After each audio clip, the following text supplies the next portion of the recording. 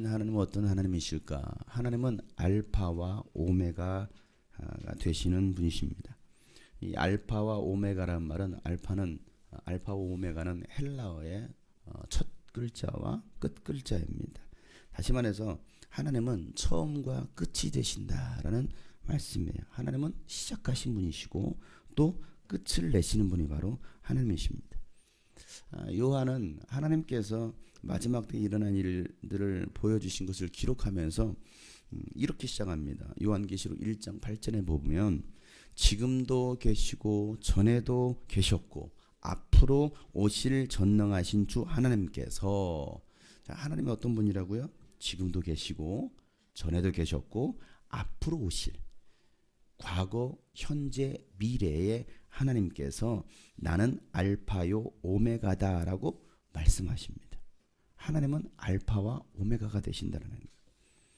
지금도 계시고 전에도 계셨고 또 앞으로도 오실 하나님.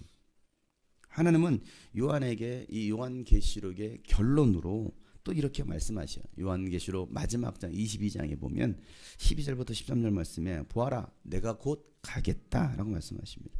하나님께서 다시 오시겠다는 거예요. 예수님께서 다시 오시겠다는 그 재림의 약속을 하십니다. 내가 곧 가겠다. 나는 각 사람에게, 내가 가게 되면 각 사람에게 각 그 사람이 행한 행위대로 갚아주려고 상을 가지고 간다. 나는 알파며 오메가, 곧 처음이며 마지막이요 시작이며 끝이다라고 말씀하고 있어요. 하나님 어떤 분이냐 이거죠.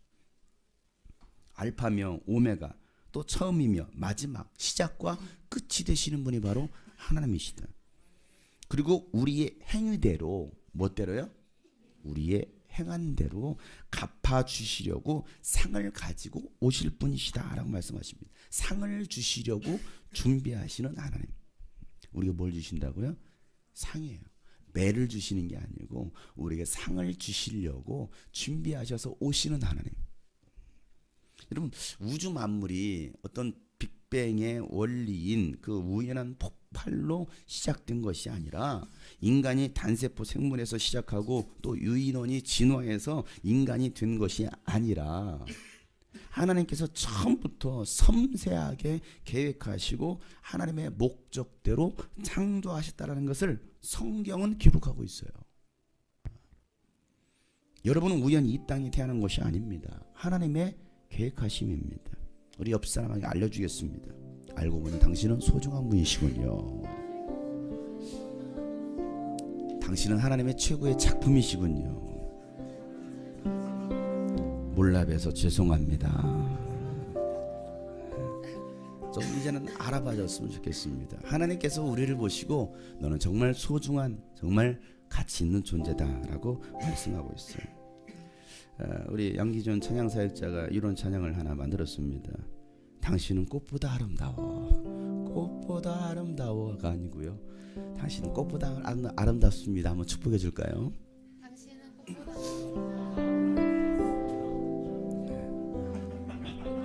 찬양은 이렇습니다. 그 무엇보다도 소중한 당신, 소중한 당신은 세상을 밝게 비추는 주의 자녀, 사랑을 나눠주는 소중한 사람, 참 고마워요 축복해. 다시 한번 그 무엇보다도, 그 무엇보, 우리 옆에 사람 한번 소중한 당신은, 소중한 세상을 밝게 비추는, 세상을 밝게 비추는 주의 자녀, 사랑을 나눠주는 소중한 사람, 참 고마워요 축복해. 우리 앞에 사람 손을 내미시죠. 당신은 꽃보다 아름다워, 꽃보다 아름다워, 하나님 지으신 너무도 고귀한 자녀, 사랑해 나와 축복해. 주님의 향기가 삶에 가득하게 축복해. 우리 다시 한번 옆에 사람 손 한번 잡아줄까요? 당신은 꽃보다도 아름답습니다. 물론 여러분 어떤 꽃이냐 이거죠. 다시 한번 얼굴을 좀 보시면서 사랑스러운 눈길로 당신은 꽃보다 아름답군요. 이렇게 한마디 해주십시다. 당신은 호박꽃보다 아름답군요.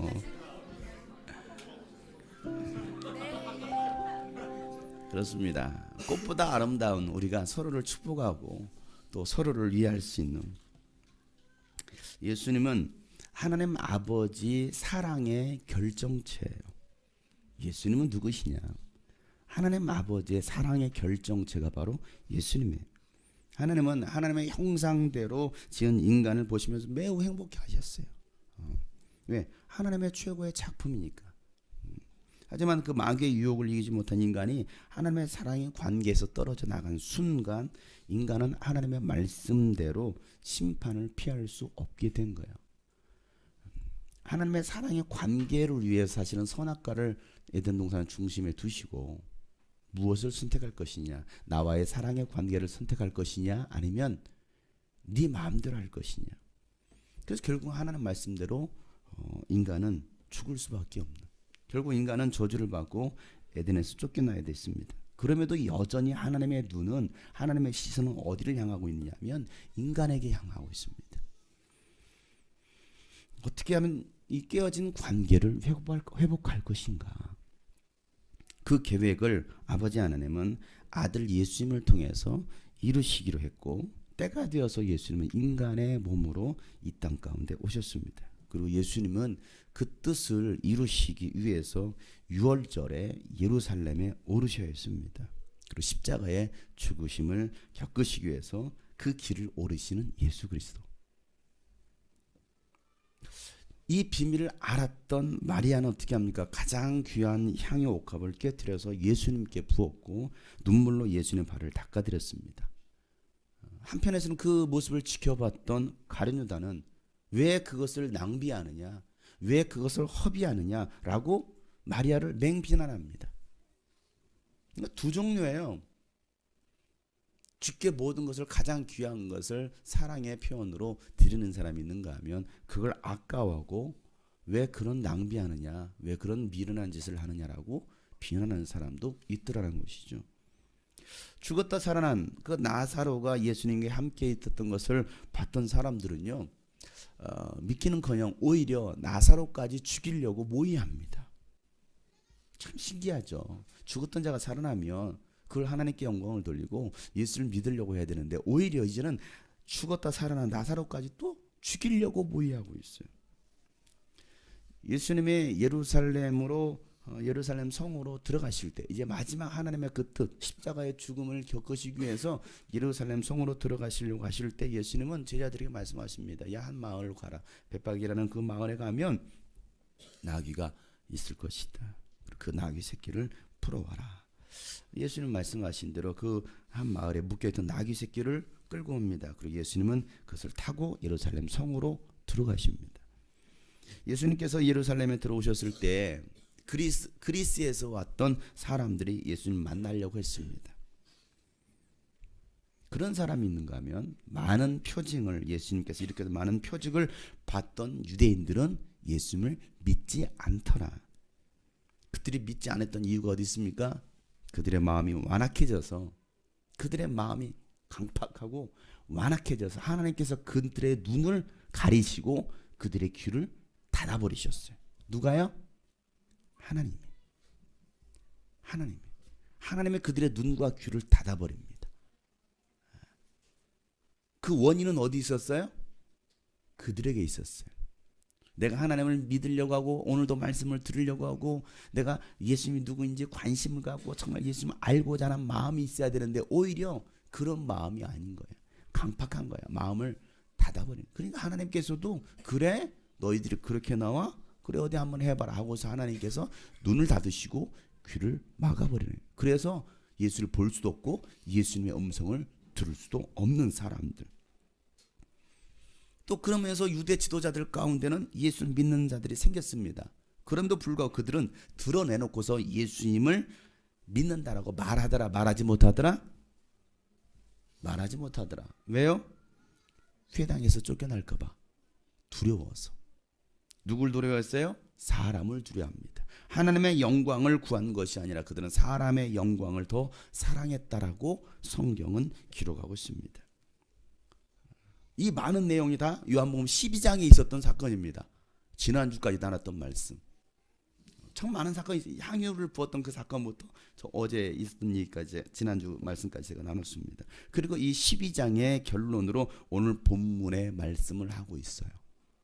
자, 44절 45절 말씀입니다. 다 같이 한번 읽겠습니다. 시작. 예수께서 큰 소리로 말씀하셨다. 나를 믿는 사람은 나를 믿는 것이 아니라 나를 보내신 분을 믿는 것이요, 나를 보는 사람은 나를 보내신 분을 보는 것이다. 이 12장 사건에 많은 사람들이 등장합니다. 예수님을 사랑했던 여인, 예수를 믿었던 사람들, 또 오히려 예수님을 믿지 못했던 사람들, 또 예수를 죽이려고 했던 사람들, 많은 사람들이 등장합니다. 근데 오늘 이 44절 45절 말씀에 뭐라고 말씀하고 있어요? 예수께서 큰 소리로 말씀하셨다. 예수님이 큰 소리로 말씀하시기를. 여러분, 왜 큰 소리로 말씀하셨을까요? 왜 큰 소리로 말씀하셨을까요? 여러분, 언제 큰 소리를 얘기합니까? 시끄러울 때. 그럴 수도 있어요. 시끄러울 때 큰 소리를 얘기하죠. 시끄럽다고 큰 소리를 얘기하나요? 뭐 할 때? 못 알아들을 때. 또 뭐 할 때? 네? 화나서 마이크가 없어서. 언제 큰 소리를 얘기합니까? 중요한 이야기 할 때. 중요한 이야기 할 때. 많은 사람들이 듣도록 강조하시려고 큰 소리로 말씀하십니다. 뭐라고 말씀하십니까? 나를 믿는 사람은 나를 믿는 것이 아니라 나를 보내신 분을 믿는 것이다 라고 말하고 있습니다. 자, 여기 예수님께서 큰 소리로 말씀하시다. 정말 여러분들이 예수님처럼 한번 큰 소리 한번 얘기해 보세요. 모두가 듣도록 다 같이 시작. 나를 믿는 사람은 나를 믿는 것이 아니라 나를 보내신 분을 믿는 것이요. 왜 읽다 말아요? 끝까지 해야죠. 것이다까지 했어야죠. 다시 처음부터 엔진 났어요. 방송사가 이렇게 나서야 되겠습니까? 다시 시작. 나를 믿는 사람은 나를 믿는 것이 아니라 나를 보내신 분을 믿는 것이요, 나를 보는 사람은 나를 보내신 분을 보는 것이다. 네, 이게 예수님께서 큰 소리로 말씀하셨던 거예요. 나를 믿는 사람은 나를 믿는 것이 아니고 나를 보내신 분을 믿는 것이다 라고 말씀하시는 거예요. 여러분이 예수를 믿는다는 것은요, 예수님을 보내신 하나님 아버지를 믿는 거예요. 하나님을 본 사람은 아무도 없습니다. 아무도 없어요. 여러분, 보지 못한 하나님을 어떻게 믿습니까? 내가 한 번도 보지 못했는데 어떻게 믿어요? 그래서 아들 예수님을 보내신 거예요. 왜 예수님께서 이 땅에 오셨느냐? 하나님이 눈에 보이지 않았어요. 그러니 사람들은 그 하나님 믿지 못해요. 그래서 눈에 보이는 아들 예수님을 보내십니다. 예수님을 통해서 하나님의 사랑이 어떤 것인지, 또 아버지 하나님을 어떻게 섬겨야 하는 것인지를, 또 하나님의 뜻이 무엇인지를 누구를 통해서? 예수님을 통해서 알게 하시는 거예요. 예수님을 보면 예수님 보내신 하나님 아버지를 보게 되는 겁니다. 제가 제 아들 한결이에게 심부름을 보냅니다. 한결이는 이렇게 말하겠죠. 아빠가 보내서 왔어요 라고 말을 합니다. 아빠가 보내서 왔어요 하면 사람들은 그 한결이를 보고서 저를 믿습니다. 그리고 한결이를 보면서 뭐 누구를 볼까요? 저를 보게 돼요. 이렇게 말하겠죠. 아빠랑 똑같이 생겼네. 그냥 완전 붕어빵이야. 그래, 아빠가 보내서 왔어? 그 한결이의 말을 통해서 누구를 보게 됩니까? 저를 보게 됩니다. 그 한결이의 말을 통해서 누구의 말을 듣게 됩니까? 저의 말을 듣게 되죠. 사람들은요, 자꾸 하나님을 보여달라고 합니다. 자꾸 보여달래요. 여러분들도 그러지 않아요? 보지 않고선 도무지 못 믿겠다고. 하나님 좀 보여달라고. 도대체 하나님 어디 계신 거냐고. 하나님을 보여달라고. 보여주면 믿겠다. 예수님을 보면 하나님이 보입니다. 그래서 예수님이 누구이신지, 내가 누구인지 자신을 소개하고 있습니다. 오늘 읽은 이 본문 말씀, 이 짧은 말씀이었지만 이 본문은요, 예수님의 자소서와 같은 거예요. 자소서. 알아요? 자기소개서. 여러분, 오늘 본문에서 읽었던 이 짧은 구절이었지만 가장 많이 나오는 단어가 뭐예요? 한번 찾아보세요. 네? 계속 반복하고 있는 단어가 나오죠. 뭐예요? 나. 무려 나에 관계된 단어가 20번 나옵니다. 이 짧은 구절에서 20번이나 나와요. 나는, 내가, 나에게 이렇게 말하고 있어요. 나에 대해서, 나 계속해서 강조하고 있습니다. 나를, 내게, 왜? 여러분, 왜 이렇게 나를 반복해서 쓰고 있을까요? 이유가 있겠죠. 예수님이 누구이신지를 알게 하려고 반복하고 있습니다. 왜? 모르니까. 이분이 누구인지를 못 알아보니까, 못 알아들으니까 자꾸 나는 이런 사람이야. 나는 계속해서 나에 대해서 얘기하고 있습니다. 오늘 말씀하시던 예수님은 누구이십니까? 예수님 누구예요? 예수님은 빛이십니다 라고 말을 하고 있어요. 예수님은 빛이십니다. 자, 46절 말씀 다 같이 시작. 나는 빛으로서 세상에 왔다. 그것은 나를 믿는 사람은 아무도 어둠 속에 머무르지 않도록 하려는 것이다. 요한복음 1장부터 계속해서 예수님은 빛이시다. 예수님은 빛으로 오셨다라는 것을 강조하고 있습니다. 여러분, 왜 빛으로 오셨습니까? 왜 예수님이 빛이라고 계속해서 강조하고 있을까요? 이건 예수님의 사역과 관련이 있다고 했습니다. 왜요? 예수님은 빛으로 계속 오셨다고 말씀하십니까? 오늘 말씀에도 아무도 어둠 속에 머무르지 않게 하시려고 빛으로 오셨다라고 말씀하고 있어요. 어디에 머무르지 않도록? 어둠 가운데 머무르지 않도록 빛으로 오셨다. 자, 예수님께서 오시기 전까지는요, 사람들은 어둠에 사로잡혀 있었습니다. 어둠이 뭡니까? 어둠은 마귀요, 귀신들이에요. 이 마귀와 귀신들에게 사로잡혀 살아가고 있는 그 인간들에게 바로 빛으로 오셨다라는 사실이에요.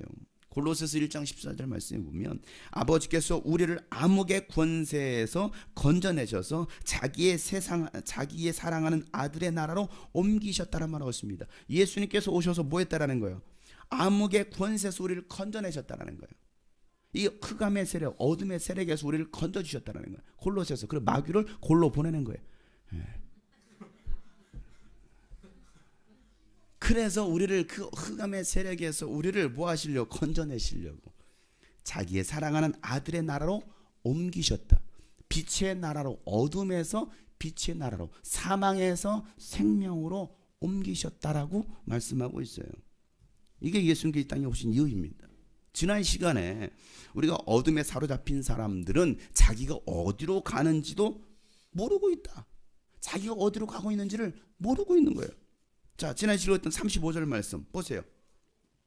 예수께서 그들에게 대답하셨다. 다 같이 시작. 아직 얼마 동안은 빛이 너희 가운데 있을 것이다. 빛이 있는 동안에 걸어 다녀라. 어둠이 너희를 이기지 못하게 하여라. 어둠 속을 다니는 사람은 자기가 어디로 가는지를 모른다. 그래요. 어둠에 사로잡혀 있으면 자기가 지금 어디로 가고 있는지 전혀 모른다는 거예요. 여러분, 알면 그 길로 가겠습니까? 모르니까, 보이지 않으니까 그 길로 가는 거예요. 여러분, 알면 그렇게 행동하겠습니까? 모르니까 그런 행동을 하고 그런 말을 하는 거예요. 어둠의 영에 사로잡혀 있기 때문에. 그래서 예수님은 빛 되신 예수님께로 자꾸 나오라고 말씀하십니다. 어디로 나오라고요? 빛 되신 예수님께로 나오라. 그리고 빛의 자녀가 되라고 말씀하시는 거예요. 빛의 자녀가 되어라. 여러분, 예수님은요, 이 땅을 심판하러 오신 분이 아니라 여러분을 구원하러 오셨습니다. 오늘 47절 말씀 보세요. 다 같이 시작. 어떤 사람이 내 말을 듣고서 그것을 지키지 않는다 하더라도 나는 그를 심판하지 않는다. 나는 세상을 심판하러 온 것이 아니라 구원하러 왔다. 여러분, 이 말씀을 묵상하면서 오늘 이 47절 말씀, 제 자신을 돌아보게 되었어요. 어떤 사람이 내 말을 듣고서 그것을 지키지 않는다 하더라도 그 말은 무슨 말입니까? 예수님 말씀을 들어도 지키지 않는 사람이 있다. 나는 그를 심판하지 않는다. 나는 세상을 심판하러 온 것이 아니라 구원하러 왔다. 말씀을 준비하면서 이 말씀을 계속 읽고 묵상하는데 저를 보게 됐어요. 아니, 예수님은 예수님 말씀을 듣고서도 그것을 지키지 않는다 하더라도 내가 지키지 않는 사람도 있다라는 거거든요. 그를 심판하지 않으신다라고 했는데 저는 말씀으로 사람들을 심판하려고 했습니다. 저는 말씀으로 여러분들을 심판하려고 했습니다. 예수님이 직접 말씀하셔도 듣지 않는 사람들이 있었는데 오히려 저는 듣고 지키지 않는다고 그런 사람들을 심판하려고 했어요. 왜 그거밖에 못하느냐고, 왜 그렇게밖에 못 사느냐고, 왜 그렇게 행하지 않느냐라고. 얼마나 교만한 생각인지 알게 됐어요. 야, 참 내가 교만하구나. 내가 참 교만하구나. 왜 나는 저들을 내 뜻대로, 내가 하고 싶은 대로, 나 편한 대로 그렇게 하려고 했을까. 지난주 목요일에 금요일날도 금요일에도 잠깐 했던 얘기입니다. 들으셨던 분은 또 들으셔도 괜찮아요. 지난 목요일에 지방에 예배가 있어서 참석하게 되었습니다. 말씀 시간이 되어서 설교자가 누군가 제가 이제 순서지를 봤어요. 순서지를 보니까 순서지를 보고 나서 이제 설교하신 분을 보고 나서 제가 평소에 하지 않던 기도를 했습니다. 그분이 말씀 시작하기 전에 하나님, 오늘 주의 종을 통해서 제게 하시는 하나님의 음성을 듣게 하여 주십시오. 이 기도 사실은 선한 기도가 아니었어요. 솔직하게 얘기하면 선한 기도가 아니었어요. 하나님, 저 목사님을 통해서 저에게 하시는 주님의 음성을 듣게 하여 주십시오. 여러분, 기도를 선한 뜻으로 기도하십니까? 악한 마음을 품고 기도하십니까? 간혹 악한 마음을 가지고서 기도할 때가 상당히 많이 있거든요. 솔직하게 저도 그랬어요. 하나님, 주의 종을 통해서 저에게 꼭 하시는 말씀을 하여 주십시오. 제가 평소에 지방에 가가지고 말씀 시간에 주님 오늘도 나에게 말씀하여 주십시오. 그런 기도 별로 하지 않거든요. 근데 그날은 목요일은 그렇게 기도했어요. 또 한편에서는 절박했을지도 모르겠습니다. 그날 본문은 시편 23편 말씀이었습니다. 하나님은 나의 목자시니 내게 부족함이 전혀 없으리로다 라는 말씀, 우리가 잘 아는 말씀이었죠. 그 말씀을 읽고 나서 설교를 맡으신 목사님이 말씀을 시작하시는데 이렇게 말을 시작합니다. 목사님들은 평생 설교의 짐을 지고 사는 사람들입니다. 목사님들이 대부분이고 예전도 회원들이 몇 분이고 사모님들이 대부분이었으니까 목회자들은 평생 설교에 대한 짐을 지고 삽니다. 새벽기도 설교, 주일 52번 설교, 52번이니까 오후 예배, 우리는 오후 예배라도 없으니까 망정이지. 오후 예배까지 있어보세요. 104번입니다. 거기다 수요 예배가 있습니다. 52주입니다. 몇 번입니까? 150번이 또 넘어갑니다. 거기다 금요기도에 있습니다. 금요 설교 있습니다. 우리는 수요 예배가 없어요. 제가 자꾸 없앱니다. 설교하기 싫어가지고. 금요 설교 있습니다. 200번입니다. 200번에다가 새벽기도 일주일 내에 하면은 365일입니다. 거기다가 구역예배, 셀모임, 뭐 예배란 예배, 각종 예배를 또 만듭니다. 그럼 도대체 설교를 몇 번 하는 거예요? 평생 설교된 짐을 지고 산다는 것이죠. 그래서 어떤 분들은 다른 목회자의 설교를 인용하기도 하고 어떤 경우는요, 토시 하나 안 틀리게 그대로 갖다 쓰는 분들도 계십니다. 교회 이름만 바꿔서 사랑의 교회 설교 온 것 같다가 교회 이름만 바꾼 거예요. 주님이 꿈꾸신 교회 성도 여러분, 이렇게. 실제로 그런 교회들이 많습니다. 그런 설교집을 사서 매달 오는 설교집을 사서 그것을 보고서 설교하는 분들도 부지기수입니다. 한국의 60-70%는 그렇게 운영합니다. 왜? 설교하기 너무나 힘들거든. 설교 준비하는 게 너무 무거운 짐이거든요. 그렇게 말을 했을 때 저 얘기는 내 얘기가 아니구나 라는 생각을 했어요. 뭐 제가 설교 남의 거 설교를 베끼고 하는 것은 아니니까. 그래도 그 말은 동의했습니다. 설교에 대한 그 무거운 짐을 지고 목회자들이 살아간다라는 그 말에는 제가 동의를 했어요. 또 본문은 시편 23편 말씀인데 왜 저런 이야기로 서론을 시작하나? 살짝 짜증날 뻔했어요. 저도 앉아서 뭐 하고 있어요? 설교를 판단하고 있습니다. 제 심리를 여러분께 말씀드리는 거예요. 제가 설교를 판단하고 있습니다. 목회자의 설교를, 똑같은 목사이지만 목사의 설교를 판단하고 있습니다. 기도는 분명 뭐라고 기도했어요? 주의 종을 통해서 오늘 나에게 하나님 말씀하여 주시옵소서, 듣겠습니다 했지만은 여전히 앉아서 뭐 하고 있어요? 장유성 목사의 설교를 판단하고 있는 분들이 이 자리에 27,000명이 앉아 있어요. 저도 그 한 사람인 거예요. 기도는 그렇게 놓고 하나님의 음성을 듣지 않으려고 하고 있는 것입니다. 얼마나 저의 교만한 생각입니까? 그리고 그 목사님이 계속해서 이 얘기를 해나가셨습니다. 이런 말씀하십니다. 그분이 한 번은 기도원에 은혜 받으러 가셨는데 강사 목사님의 설교가 너무나 은혜가 되어가지고 그 설교 내용을 다 받아 적으셨대요. 기록했다는 건 첫째, 둘째, 셋째 너무 은혜가 돼가지고, 그래서 그 내용으로 교회에 가서 설교를 해야겠다라는 생각 가지고서 10일 동안 집회를 참석하셨답니다. 10일 동안. 그분 한 편의 설교가 한 2편, 3편 나오더라는 거예요. 그래서 야, 익으면 몇 달 동안, 1년 동안은 설교하겠다. 그래서 열심히 설교 원고를 잘 정리했답니다. 그리고 드디어 주일에 그 설교를 아주 감동적으로 그냥 목소리 높여 설교를 했다는 것입니다. 몇 주 동안 그렇게 했대요. 몇 주 동안 설교 그렇게 했답니다. 그리고 몇 주 동안 했더니 예배가 끝나고 한 성도님이 찾아오더라는 거예요. 그러나서 이렇게 목사님께 얘기합니다. 목사님, 요즘 설교가 달라지셨어요? 그 말을 들으니까 목사님이 흥분이 되는 거예요. 그렇죠? 제가 설교가 달라졌죠? 저 이제 정말 성령의 능력으로 이제는 설교하기로 결심했습니다. 어째 설교 달라지니까 은혜가 되시죠? 그랬더니 그 성도님이 하는 말, 목사님, 전 그 전 설교가 더 좋아요. 지금 목사님 하는 설교 말고요, 지금 하시는 목사님의 스타일이 아니라 그 전 설교 스타일이 훨씬 은혜가 돼요. 그 목사님 그 말을 듣고 나서 충격을 받으셨대요. 나는 정말 감동 있게 그분의 설교를 갖다가 정말 능력 있는 설교를 한다고 생각했는데 오히려 성도들은 목사님에게 어울리지 않아요. 그리고 오히려 그 전 설교가 훨씬 은혜가 됩니다. 그리고 그 설교를 중단했답니다. 그러더니 그 목사님이 성경 말씀 한 구절을 읽어주시는 거였어요. 잠언 15장 1절 말씀입니다. 우리 한번 다 같이 읽어볼까요? 시작. 부드러운 대답은 분노를 가라앉히지만 거친 말은 화를 돋운다.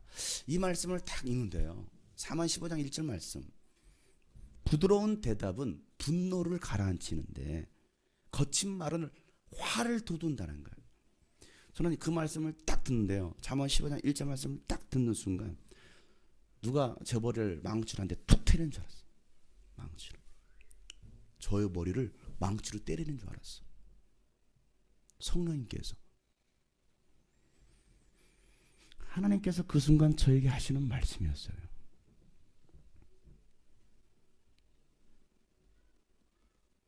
제가 분명히 지방에 가더라도 예배 전에, 말씀 듣기 전에 주님 오늘도 나에게 말씀하여 주십시오 라는 그런 기도들을 별로 하지 않았습니다. 그런데 그날은 제가 그런 기도를 했잖아요. 왜? 사실은 절실했거든요. 필요했거든요. 제가 지난 주일 예배를 마치고 우리 성도들 다 집에 돌아갔을 때 교회 혼자 남아서 참 많은 고민을 했습니다. 많은 고민을 했어요. 요 몇 주 또 다른 때보다 더 많이 제가 막 소리를 지르고 또 분노에 차인 저의 모습을 보면서 나는 뭐지? 마치 화난 앵그리버드 마냥, 그냥 화난 새 마냥 이 설교라는 도구를 통해서 막 교인들을 심판하려는 저의 모습을 보게 되었어요.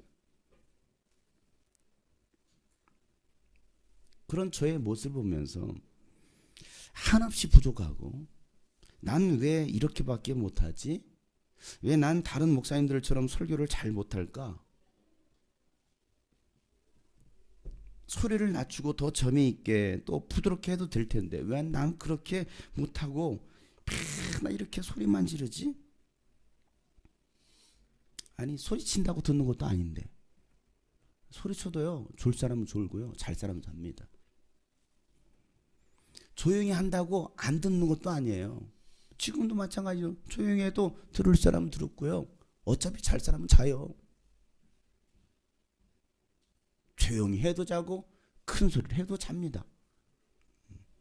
그러니까 들을 사람은 들을 것이고 듣지 않을 사람은 어떻게 해도 듣지 않는데 굳이 내가 왜 이렇게 맨날 소리치면서 화내는 설교를 해야 하나? 이런 생각을 하면서 굉장히 제가 상심해 있었어요. 지난주에 주일날 뭐 제 욕심인 거죠. 졸지 말고 깨워서 좀 말씀 좀 들으라고. 그러다 죽는다고 안타까워서 막 소리를 질렀던 건데 그것도 제 욕심인 거예요. 제 욕심인 거예요. 왜? 예수님도 말씀하셔도 그 말씀을 듣지 않는 사람도 있고 믿지 않는 사람도 있고 귀를 닫아버리는 사람도 있고 또 지키지 않는 사람인데 이건 제 욕심인 거예요. 우리 교인들을 다 깨워서 내 설교를 들어야 돼. 내 뜻대로 다 해야 돼. 이건 저의 교만인 거예요. 그것 때문에 지난 주일 예배 마치고 정말 많은 고민을 했습니다. 지난 주일날 굉장히 상심해 있었어요. 더 이상 설교하고 싶지 않았어요. 그리고 사실은 도망가고 싶었습니다.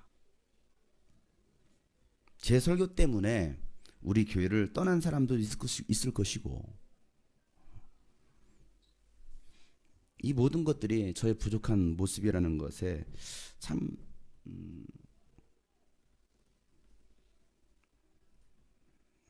저 때문이라는 그 생각 때문에 제가 갈등하고 있었을 때 그 목사님을 통해서 설교에 대해서 말씀하시는 거예요. 생각지도 안 했는데 그리고 그 잠언 말씀을 통해서 부드러운 대답은 분노를 가라앉히지만 거친 말은 화를 돋운다는 거예요. 너는 왜 이렇게 말이 험악해? 너는 왜 이렇게 말이 대답이 부드럽지 못해? 저 굉장히 부드럽지 못하거든요. 저를 많이 알고 지내는 우리 지자들 청년들이나 우리 가족들에게도 그렇지만은 제 말이 그렇게 유순한 대답이 아니에요. 대답이 부드럽지 못한. 왜? 그래서 이렇게 좀 하라고. 그래요. 집에서도 그렇습니다. 그러다 보니까 우리 집도 우리 가족들 다 제 아내도 그러고 애들도 그러고 심지어 막 아예 그냥 애들도 우리 집에 있는 고양이한테 똑바로 안 해. 고양이한테까지 막 승질을 부려. 나가. 고양이가 뭔 죄라고. 냐옹 하고 갑니다. 한번 노려보고 가요. 고양이도. 심지어 있는 집에 있는 고양이 새끼한테까지 막 승질을 부리고 발로 차고 동물학대를 하면서 발로 차진 않아요. 발로 쓰다듬어 주지 이렇게. 그런 모습을 보면서 나는 왜 이렇게 대답이 부드럽지 못하지? 또 왜 내 말은 이렇게 거칠지? 그 거친 말로 인해서 결국은 화를 돋운다라는 거예요. 그걸로 인해서 상처를 받고 시험이 들고 교회를 떠난 분들도 계십니다. 너무 말이 세서. 아니 말씀은 좋은데 내용은 참 좋은데 목사님이 너무 억양이 세요. 그래서 그걸 듣기 싫어하시는 분들 계시고 그게 상처가 돼서 교회를 떠난 분도 오늘 자리 참 많이 비네요. 그래서 떠난 건지 아니면 무슨 개인적인 사정에 의해서 안 오신 건지는 모르겠지만 죄송해요. 저의 거친 설교 때문에 상처가 되신 분들께 진심으로 사과의 말씀을 드리면서 용서를 구합니다. 말씀으로 제가 여러분들을 심판하려고 했고 그랬던 저의 부족한 모습 용서를 구합니다. 저를 용서해 주시고 저를 위해서 더 기도해 주세요. 예수님도 심판하지 않는 여러분들을 제가 판단하고 여러분을 심판하려고 했어요. 설교를 가지고서.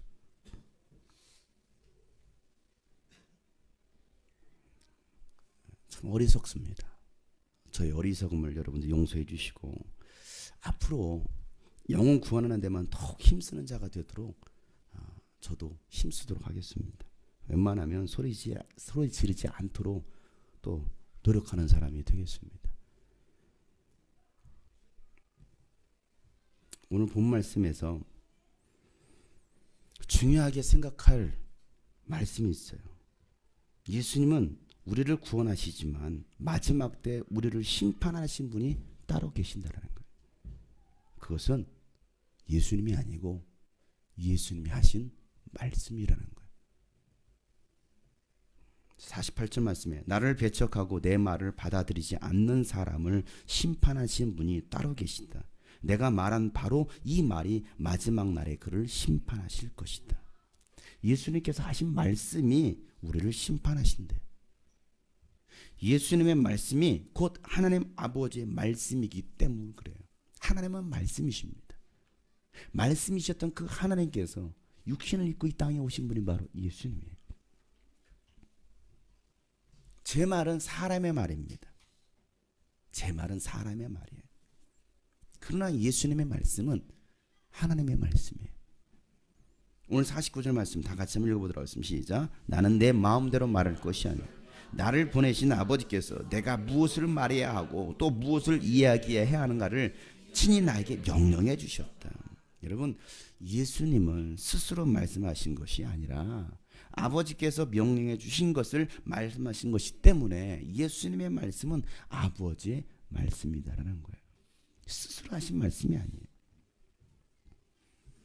제가 우리 혜림에게 전화해서 야, 아빠 조금 있으면 들어가니까 한결이에게 지금 당장 씻고 일기 쓰라고 해라. 아빠가 들어갈 때까지 해놓지 않으면 혼난다라고 해라. 라고 말을 했습니다. 자, 혜림이는 그대로 한결이에게 전합니다. 아빠가 너 빨리 씻고 일기 써놓으래. 아빠 오기 전까지. 너 그렇게 안 하면 아빠한테 혼난대 라고 저의 말을 대신했습니다. 자, 그러면 그 말은 혜림이의 말일까요? 아빠의 말일까요? 아빠의 말입니다. 자, 그 아빠의 말에 권위가 있는 거예요. 혜림이의 말에 권위가 있는 게 아니에요. 혜림이를 통해서 전달된 아빠의 말에 권위가 있는 것이지. 그런데 한결이가 그 말을 무시했어. 누구의 말이라고 생각하고 누나의 말이라고 생각하고 분명히 아빠의 말을 전달했는데 누나가 한다라고 생각하는 거야. 그러니까 그 말 무시하고 계속 TV만 보고 있는 거야. TV만 보고 있어. 자, 그러면 그 순간 아빠가 들이닥칩니다. 예고한 대로 들어가서 어떻게 할까요? 제가 그 말한 그 말로 심판합니다. 분명히 말했지. 내가 분명히 혜림이를 통해서 전달했지. 너는 내 말을 무시했어. 그 말로 내가 너를 심판할 거야. 자, 예수님께서 이 말씀을 하시는 거예요. 50절 말씀 다 같이 시작. 나는 그의 명령이 영생인 줄 안다. 그러므로 나는 무엇이든지 아버지께서 나에게 말씀하여 주신 대로 말할 뿐이다. 그분의 명령이 하나님의 명령이 영생이라는 거예요. 뭐가요? 하나님의 명령. 하나님의 말씀은 명령입니다. 하나님의 말씀은 명령이 그 명령이 영생이라는 거예요. 예수님은 하나님 아버지께서 말씀하신 대로 전했을 뿐이라는 거예요. 하나님께 나에게 말씀해 주시오. 보여주시오. 그 말씀하신 대로 그냥 전달하는 거예요. 자, 듣고 안 듣고는 우리 몫이겠지만 마지막 최후 심판의 날에는 예수님이 심판하신 것이 아니라 뭐가? 예수님께서 하신 그 말씀이 우리를 심판하게 될 거라고 예수님 말씀하시는 거예요. 왜? 예수님의 말씀이 곧 누구의 말씀입니까? 아버지의 말씀입니까? 이해가십니까? 그래서 우리는 누구의 말을 들어야 된다는 거예요? 예수님의 말씀을 듣고 순종해야 할 이유가 바로 거기 있는 거예요. 왜? 예수님의 말씀이 곧 하나님 아버지의 말씀이기 때문에. 다시 말해서 그 예수님의 말씀이 곧 영생의 말씀이기 때문에 그렇다라는 거예요. 그래서 요한복음 6장 63절 말씀에 생명을 주는 것은 영이다. 육은 아무데도 소용이 없다. 내가 너에게 한 이 말이 영이요 생명이라는 거예요. 예수님의 말씀이 영이요. 예수님의 말씀이 우리 영혼을 살리는 생명이라는 거예요. 왜? 그 예수님의 말씀이 아버지의 말씀이고 아버지의 말씀은 곧 명령이요 영생이기 때문에 그렇다라고 예수님 말씀하셔요.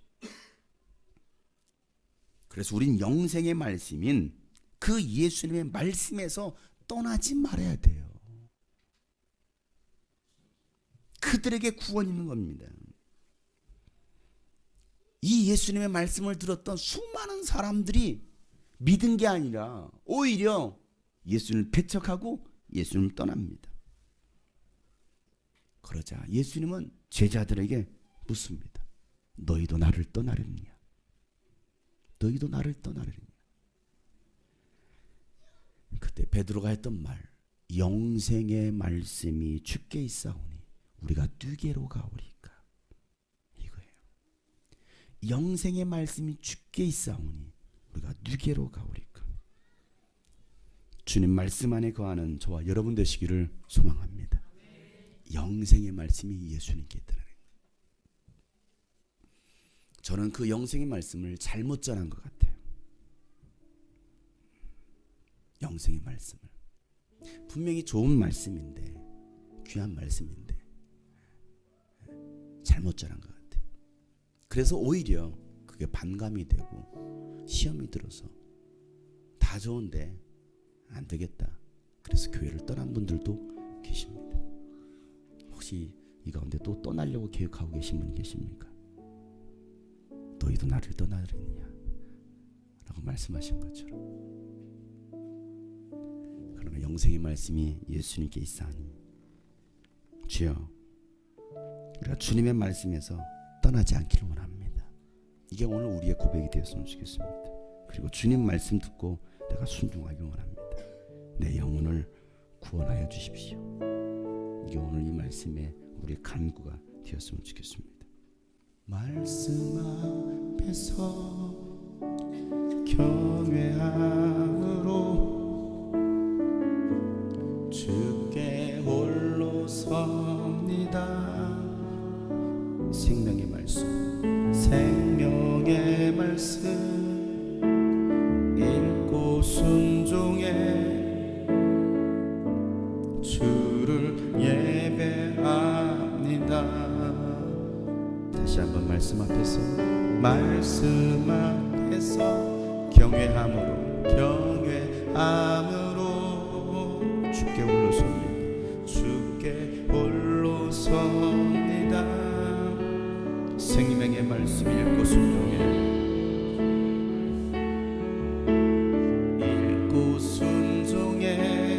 주를 예배합니다.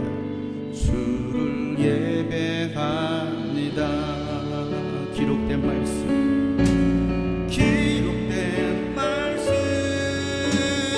이미 있어서 진리로 우리 거룩해 하며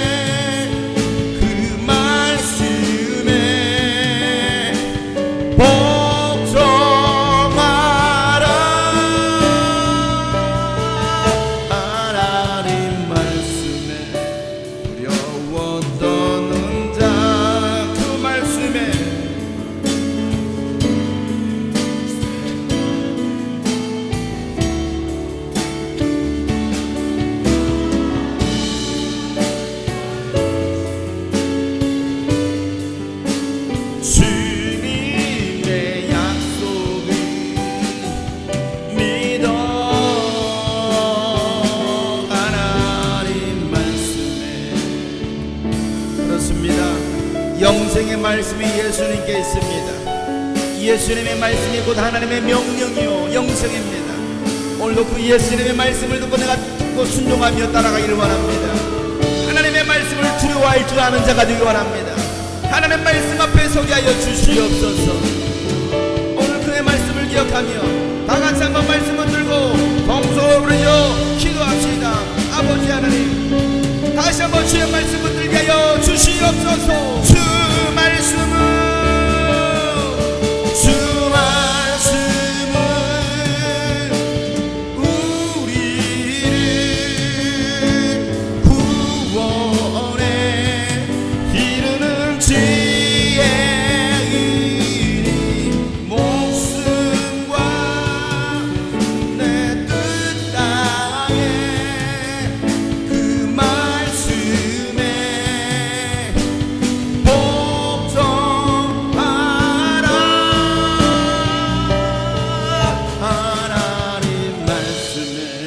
두려워 떠는 자,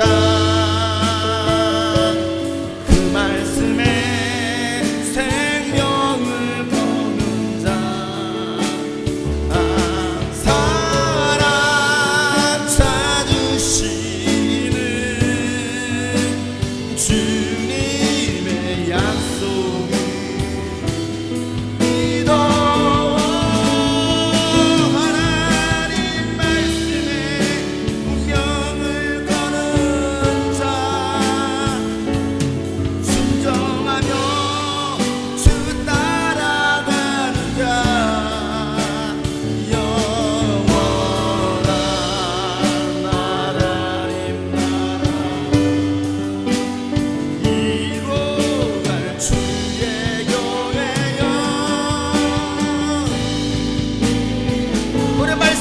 마지막으로 고백합시다.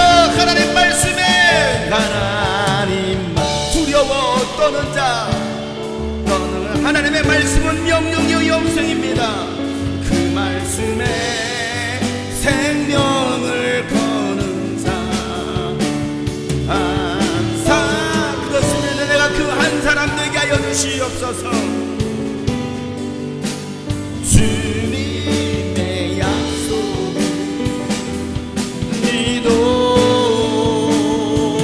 하나님 말씀에 운명을 거는 자, 순종하며 주 따라가는 자,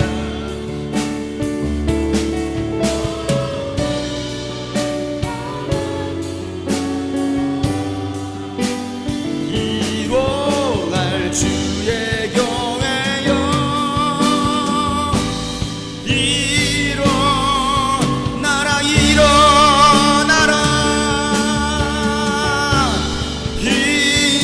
다시 일어납시다. 하나님의 말씀으로 다시 일어섭시다. 일어나라,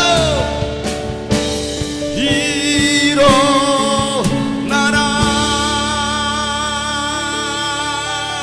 하나님 아버지, 영생의 말씀 앞에 다시 일어서는 저희들 되게 도와주시옵소서. 하나님의 말씀이 우리 영혼의 생명 되게 하여 주시옵소서. 예수님의 말씀이 하나님의 명령이요 하나님의 명령이 영생인 줄을 알고 그 예수님을 믿는 저희들 되게 하여 주시옵소서. 하나님, 그동안 우리가 너무나 영적으로 교만했고 또 예수님에 대한 알고자 하는 그 마음도 없었음을 하나님 회개합니다. 하나님, 우리 마음 가운데 정말 예수님을 알고자 하는 그 열정이 있게 도와주시고, 그래서 예수 잘 믿는 하나님의 사람들로 세워지게 도와주셔서 저희들을 통해서 하나님 그 말씀의 열매가 맺혀지게 하여 주시옵소서. 우리 평생에 하나님을 기쁘시게 하는 저희들 되기를 소망합니다. 또한 하나님, 이 무익한 종 부족함 때문에 말씀의 상처를 받고 또 많이 힘들어했던 지체들이 있고 우리 성도들이 있습니다. 그 일로 하나님 교회를 떠난 지체들이 있을 것입니다. 하나님, 이 종을 또 불쌍히 여기시고 용서해 주시고 하나님 그 성도들의 마음을 위로해 주시고 또 그들의 마음을 주님께서 치유하여 주시옵소서. 우리 모두가 정말 하나님의 나라를 소망하게 도와주시고 주님의 마음을 아는 우리 모두가 되기를 소망합니다. 하나님 최후 심판의 날에 예수님의 그 하신 말씀 우리를 심판한다라고 말씀하셨으니 우리가 이 말씀을 잘 마음판에 새기고 이 말씀을 지켜 행하는 우리 모든 하나님의 사람들 되게 하여 주시옵소서. 오늘도 주님께 11조로 또 주일 예물로 감사금으로 성경금으로 또 이 모양 저 모양 드려진 이 모든 예물을 주님 받으시고 하나님께 정말 우리의 가장 귀한 것들을 주님께 드릴 수 있는 그런 간절함이 우리 가운데 또한 있게 하여 주시옵소서. 이제는 우리 구주 예수 그리스도의 은혜와 하나님 아버지 놀랍고도 지극하신 사랑과 성령님의 감화 감동 교통 충만하심이 다시 한번 그 하나님의 말씀에 생명을 걸며 그 말씀에 운명을 걸며 살기로 작정한 모든 하나님의 사람들 머리 위에 이제부터 영원토록 함께 하시기를 간절히 축복하며 기도하옵나이다. 아멘.